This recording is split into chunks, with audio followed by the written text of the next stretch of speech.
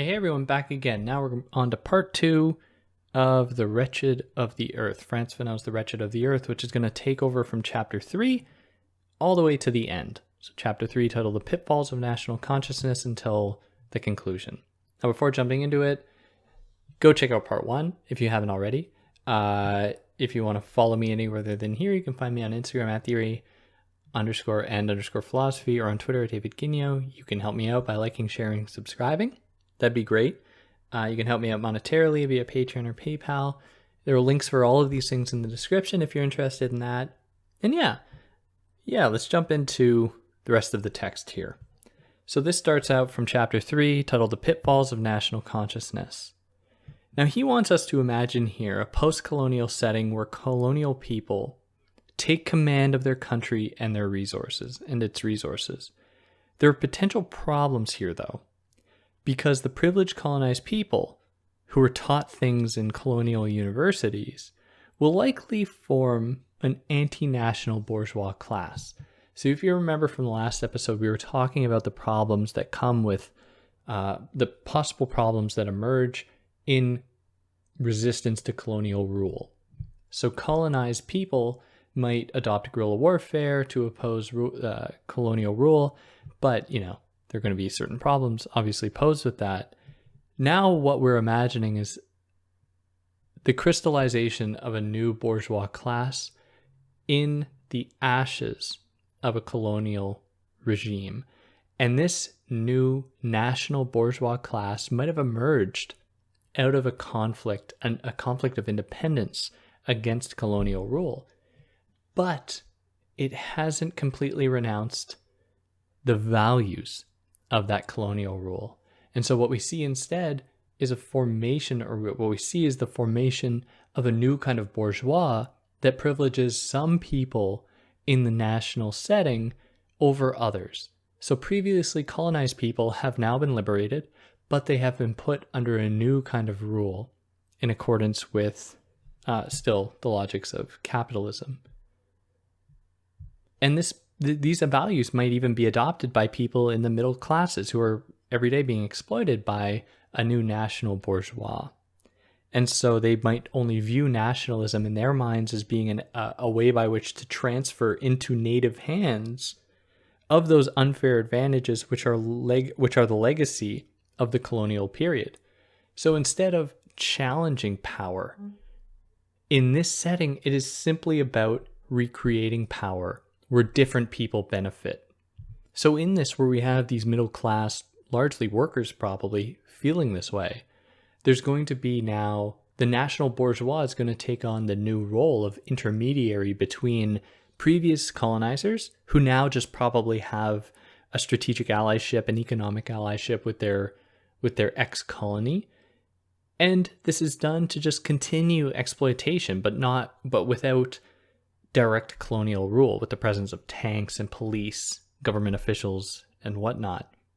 People will continue to be exploited for the benefit of the colonial nation. And this is actually quite helpful for the colonizers because they can claim then that they are not being violent. They are not being colonizers. They are just engaging in what we know to be totally normal, totally accepted, that is economic exploitation of these people. And so this new national bourgeois that will probably be made up of maybe even resistance fighters in the past will try to copy the decadence and the opulence of the Western bourgeois. And then people in the West, that is people in European countries, are going to then treat this ex-colony as like a tourist destination. And this is what we see, we've seen historically, like tourist places have histories of being places that have been under colonial rule. Not all of them, but some of them. And it's a noticeable phenomenon. And this national bourgeois, because it will try to emulate and copy Western opulence and decadence, it will do so by further exploiting other people in that setting who were once perhaps their brothers and sisters, their relatives, their community members, exploiting them further to become more like their European counterparts. And here again, we'll likely see emerge Another kind of conflict, kind of regionalism, where again we have the country against the city, even in a post-independent setting, or a setting that is post-colonial, where even if a colonizer just willingly left on their own, we might see this conflict emerge. And so small localities will fall into tradition. They will fall back, kind of like what we saw earlier in the last episode. They will fall back into tradition, whereas the wealthier people in towns will submit to popular religious ideals like Islam or Christianity that have been then, by that point, imparted over much of the world through legacies of colonialism. And so new religious conflicts will emerge between traditional religions, if I can call them religions, traditional relationships with anything beyond the physical world. There will be conflicts that emerge between these local, regional ones and popular ones of revealed religions like Christianity, like Islam. Meanwhile, of course, colonizers love this. Conflicts breed profits. And if they are able to exploit the fact that there are these conflicts in these ex-colonies, they're going to be able to further exploit the people there, because conflicts are going to drive people to desperation, to work even harder, to earn even less, because they have to feed themselves, because that's the structure that they live in. Which is kind of a vague statement. Let me unpack this. One of the central tenets of Marxist thought is that capitalism produces the conditions so that people do not have the means to take care of themselves, so that jobs are done in such a way as to separate out each individual task to maximize the efficiency of any given person. Now, what this means is that you might be really good at making one part of one product, and you might do it all day for the rest of your life, but you will never know how to actually, never know, I'm exaggerating, but you won't have the means and perhaps the knowledge to know how to make the entirety of that thing. So it is really effective at stripping people of the knowledge that they have about agriculture, about woodworking, about building shelter, about caring for oneself. And this extends to communities.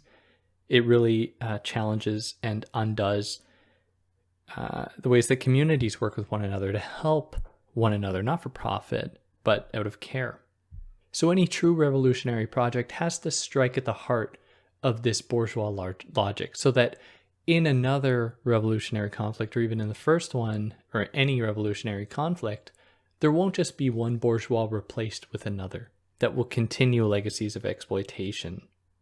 And then, further conflicts will emerge where if there's a leader of a country, which, in most cases there are, they will probably side with the bourgeois. And Fanon says that they will likely ask the people to fall back into the past and to become drunk on the remembrance of an epoch which led up to independence, to look back upon the past with starry-eyed exultation, with rose-colored glasses as being this magical time, and they can take solace in that fact, which of course is just a hallucinogen meant to convince people of their, try to convince them that they are not being exploited, I should say. And this easily falls into fascism and police control, where the police and the army will be mobilized to control the people so that they can't revolt. So one way to oppose the formation, the calcification, maybe, of another bourgeois party, or bourgeois group, is to nationalize trade so that the people own the means of production.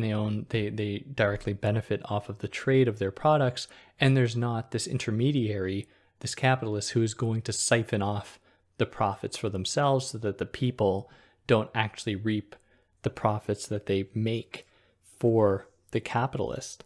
And additionally, Fanon sees it as being important to offer political education to people so that they know how their political system works. They know how, within a capitalist economy, there are certain interests, certain political interests that work with one another to maintain that system, and to do it in such a way as to make it seem as though that system is natural, as though it cannot be challenged. Now, this is necessary to make sure that the people do not become docile in the face of bourgeois exploitation, But we should be careful, though, because a misguided opposition to the bourgeois might be a dictatorship, which would be bad as well. And this would oppose, like, it might be based off of kind of traditionalism that seeks to make a country great again. Of course, it's just appealing to a tradition that at that point was probably long gone. Perhaps it never even existed, but it will do very little to actually elevate the people on a national basis. And so reducing the project of national consciousness and of opposition to colonial rule, to reduce it to a single leader's desires and drives, is going to be dangerous. It's going to make it about them, not about the people. So one way to avoid this is to combat centralization. And this is really just the centralization of knowledge of political power to one part of the country, like to simply have it in the city, where there's like a national capital where all decisions are made. Fanon sees instead a value to having this kind of power distributed across the nation, so that the country as well can have a proportionate voice and can play a proportionate part in decision making to best represent those people who have long been who are often forgotten by people in the cities. And this is because the masses, people at that point, people who largely lived in the country really comprised the masses, aren't to be spoken for.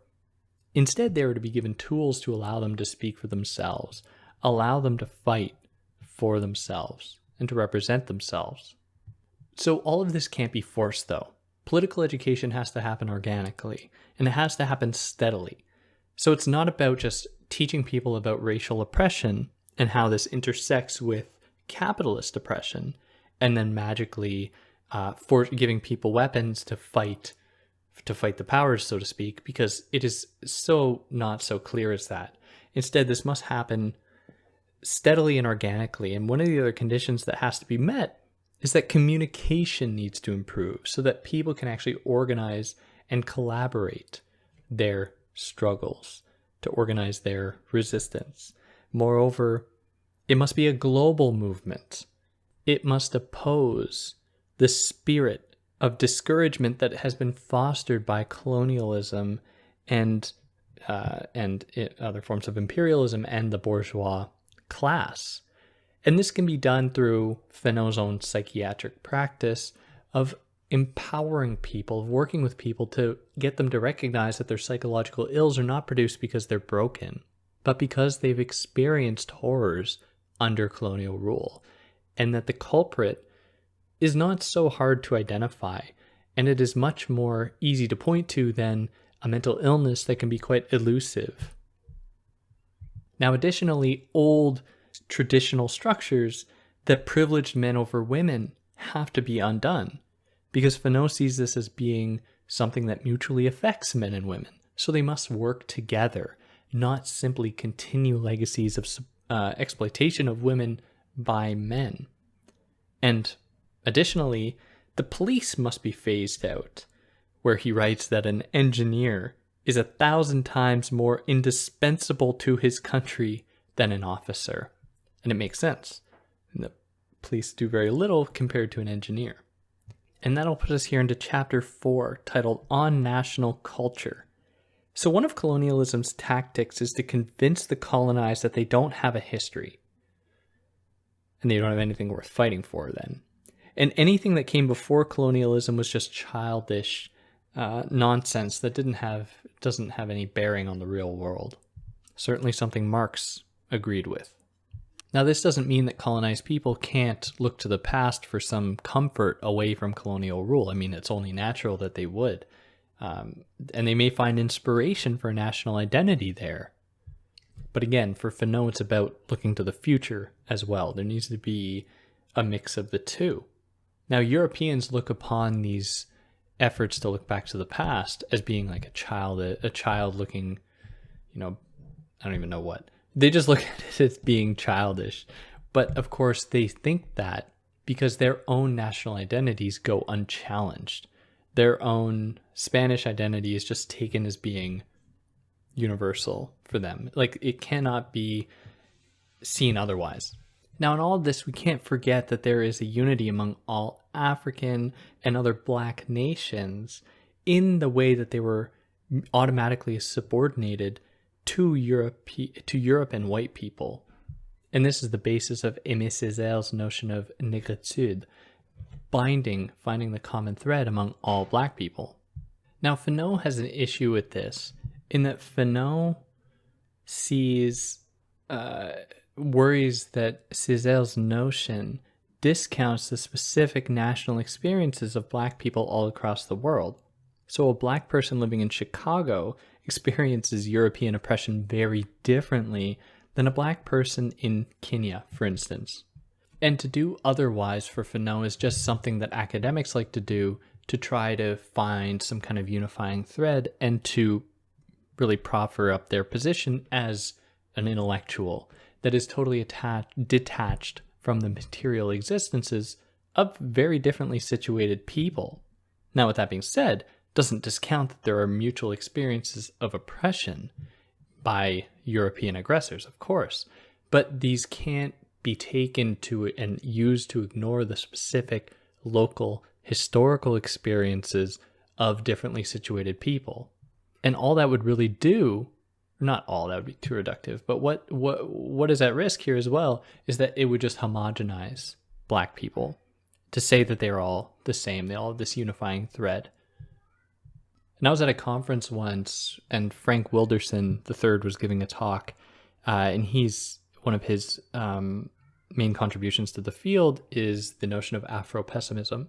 And one professor there asked him, how does he account for differences in the experiences of black people, when we consider Afro-Barbadian people or black people in other parts of the Caribbean and black people in Uganda? Like, it's difficult to just homogenize all of these people under the same category just because it is totally different. Now, before you listen to this and say, oh, great, now I have ammunition to go against everyone who tries to vie for like Black Lives Matter because, oh, that's just too reductive of a catchphrase that doesn't actually account for individual experiences, so those people don't actually know what they're talking about. There's something to be said certainly within the United States about there being a general alliance amongst all black people, insofar as their heritage there was most likely one of slavery, being enslaved, their ancestors being enslaved, and many of these people don't actually know where their heritage is from. They don't know their ancestry. They don't know which part of the world their people actually come from. And so there is a kind of unifying thread there in that there is this loss of an attachment with a past. And so a community can be born out of that. Now, as far as the obsession with culture, with tradition, Fanon says that it is pretty useless when it comes to combating colonialism, because he says that you will never make colonialism blush for shame by spreading out little-known cultural treasures under its eyes. So if you were to go to the past and say, like, oh, well, our tradition had XYZ artifacts, so we are an autonomous people with our own history, that's going to do very little to actually persuade colonizers to stop colonizing. All that's going, they just look at that and say, oh, this is just childish nonsense. We have no use of this. We are going to continue exploiting you. So Fanon is advocating for much more direct conflict between the colonized and the colonizer. And then there's the added problem that present anti-colonial movements might be branded as departing too far away from tradition just because they're trying to fight for the future. And this is something that Fanon really advocates for, because they don't necessarily look back upon their culture and say, we have to try to revitalize this lost culture.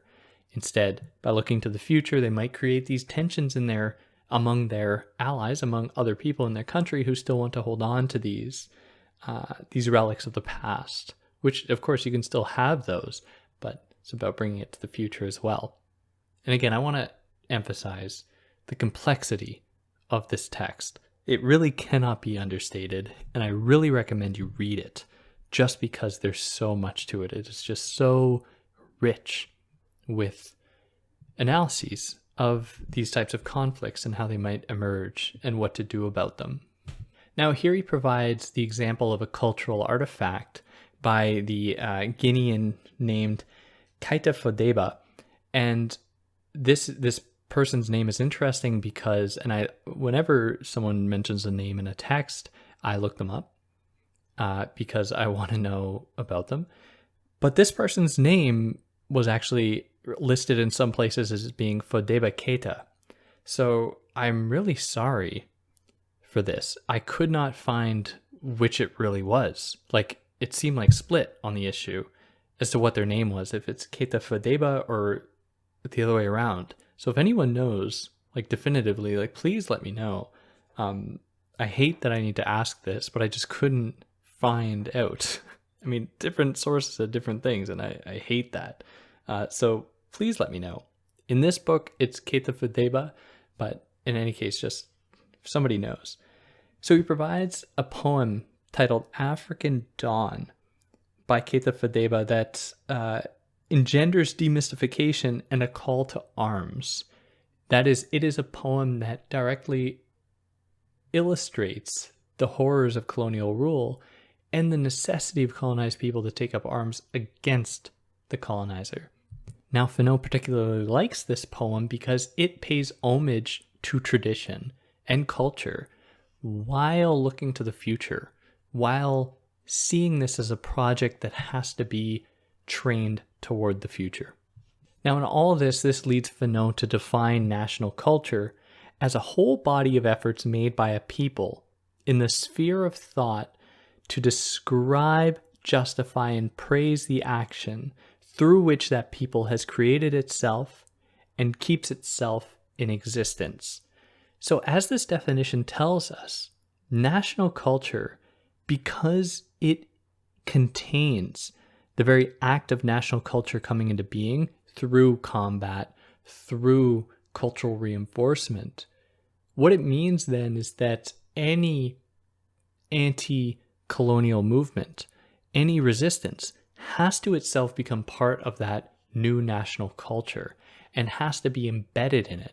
So the national culture has to take on new meaning in a post-colonial world, not to just be about going to the past and adopting the tenets and the cultural attitudes of the past, but integrating new cultural dispositions into the future. And so in this way, no two national cultures are the same, even if they experienced similar types of oppression. And there comes a point in all this when a colonized people turn to a national literature to capture the spirit of battle and emancipation. And this is very common, that in revolutionary struggles, there's new art that emerges, new literature, new music. And these are used and enter into a new national culture, a new national identity. So purists might say, oh, well, these are, not to be taken too seriously. They shouldn't be integrated. Fanon is saying that no, they are very much going to be a part of this new national identity that comes about through counter-colonial forces. And it's important. Another important point about this definition of national culture is that it anticipates development and change. It anticipates possibility. It's not saying that any nation can content itself with having found its identity and it should just exist that way forever. Fanon wants there to be change, wants there to be development in accordance with the people's wills, with how they want to organize themselves. And the world is going to be changing all around them. Their landscape is going to change, their geography, the types of trade that they conduct, their resources are going to change. And of course, this is going to have effects on how they exist in the world. And they shouldn't be bound to older cultural principles to guide them in the future. They have to always create themselves anew. And this is the real secret, the key to world history for Fanon, because it is about national consciousnesses emerging all among each other. So you have not just one national consciousness where everyone adopts the same ideals, but every single part of the world, every single nation adopting its own consciousness of itself, which might mean breaking up already existing nations because people in different parts of it might believe things differently and they form their own nation, and so on. And so what you see then, hopefully, is a mutual respect among all of those nations for one another, because they have all arrived with the acknowledgement that they have done the best for themselves, and they have realized their potential for themselves and for their people, not for a few despots or for a few capital-hungry vampires. And that puts us here into chapter 5, titled Colonial War and Mental Disorders. Now, in this chapter, he goes into a lot of detail about the traumas inflicted on people within colonization. I'm not going to go into detail about all of that because it's very violent, and I think that it's not, your imagination can fill in the blanks. Just imagine the most horrific things anyone can undergo, and there you have colonialism. So what I want to do here, and this will come out in a little bit, is I'm going to lay out some of the key themes that emerge throughout many of the case studies that he presents of the people he treated in his psychiatric practice. So in any case, though, there's still going to be vague mentions of violence inflicted against marginalized people, colonized people, against women and children, but I'm not going into any detail about any of it. Just saying that it is something that will be briefly mentioned. So here he is primarily focused on Algeria, which was colonized by France. And here he's interested in the types of mental wounds that are inflicted during national liberation. And these are mental wounds that in most cases come about following physical wounds through military conflict, through torture, through other reprehensible actions humans commit against one another. Now, what we noticed here, or what he noticed, was that colonized people would experience, in his words, disorders which persist for months on end, making a mass attack against the ego. So, for example, he had one patient who annually experienced insomnia and suicidal thoughts. And they came to find that around the time each year that he had these suicidal thoughts and this anxiety and this insomnia, this happens to coincide with the date in which he was ordered to plant a bomb somewhere that happened to kill, I think, about 10 people or so. And so Fanon takes this to be the psychological issues that he was experiencing, took these to be indicative of the violence that he inflicted and the guilt that he had of that. However, this man, or Fanon, rationalized this as almost the price for national liberation, which is one way to look at it. Living in a colonial setting, I think that the relationship to violence is going to be different than anything I would have any understanding of. But in any case, Fanon's appreciation of violence is here, and you'll do what you want with it. Now he goes into some case studies that would take way too long to summarize, and they're also way too graphic and violent to really go into detail about. But some of the common themes that emerge are that colonized people might experience insecurity, specifically men who feel like they've been infantilized by colonial regimes, and this might be a psychological distress that they have that comes up, especially if their family members are injured in any way. Colonized people might as well might become violent to everyone, even their comrades. After a near-death experience, they might become totally dissociated and inflict violence against themselves and their loved ones. Or colonized people might experience anxiety and depersonalization after having to be violent themselves. Some people might experience extreme fear as post-traumatic stress disorder after having undergone an extreme trauma. And so if they see someone that resembles somebody they'd fought or someone who would hurt them, then it might be a very traumatic experience for them. On the part of colonizers too, because Fanon was also treating European people in his clinic. He also found that among colonizers, there was a kind of competition among colonizers to inflict as much pain as possible against colonized people, that because they felt like they were inadequate, they weren't inflicting as much pain as their fellow colonizers, which is like such a horrifying sentence to say out loud. They would then, because they felt infantilized, then take that out on their families or on their other loved ones. There was one example where children had engaged in violence, and they rationalized this by saying that two Arabic children had inflicted violence against a European boy. And they rationalized this by saying that it's okay because if it was the other way around, the European kid wouldn't have gotten into any trouble. There's also cases in which some colonized people embraced terrorism because they were suicidal with hopelessness. So they would do anything, even if it meant themselves dying. There's also cases or this one case where this one European woman felt guilt for her father's actions in a colonial regime or as part of a colonial regime. There are examples of children feeling paranoid and anxious because, well, obviously, the threat is looming everywhere, and kids, anyone really, can't possibly prepare themselves for it. There were experiences of postpartum depression among Algerian women after giving birth, of course, and having and just insurmountable fear that their children were going to be victims to colonial power, colonial violence. There were whole swaths of people who were extremely distressed following any violence against them, of course. It's not surprising. People were effectively brainwashed to accept European values, the idea of European superiority. And then there were also colonized people who experienced convulsions and disgust against colonial authority.